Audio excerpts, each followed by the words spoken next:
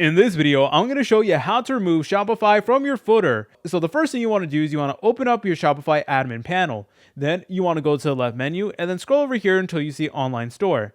Then please go ahead and select on themes. Then all you want to do is you want to go ahead and just press on your theme just like so. And now it is going to automatically open up the site editor. Now what you want to do from here is you want to go ahead and locate where the Shopify is actually located. So for our example, it's over here in this footer. You'll notice that it is going to say powered by Shopify. So we have multiple different options. So for example, we currently have the footer selected and we can go ahead and hide it just like so. And that is automatically going to remove the powered by Shopify option. So that is certainly something that you guys could do as well. But another thing that you guys could do is actually adjust the Shopify code itself. So let's go ahead and just save it right over here. So in order to do that, all you need to do is you need to exit out of here. And then this time, what you would need to do is you would need to go ahead and select on customize. And what you would need to do is you need to press on these three dots right over here. Then you guys can select on this option that says edit code. And then once you're over here, you want to go to the search bar and then type in the powered by link right over here. And yep, there you go. So you want to type this and make sure it's exactly like mine. I'm going to be leaving it in the description down below so that you can copy and paste it. But you just want to go ahead and look this up in the search bar. Then it is going to look through all your Shopify files. And then eventually you're going to get this line of code over here. And it's going to say powered by and stuff like that. And what you want to do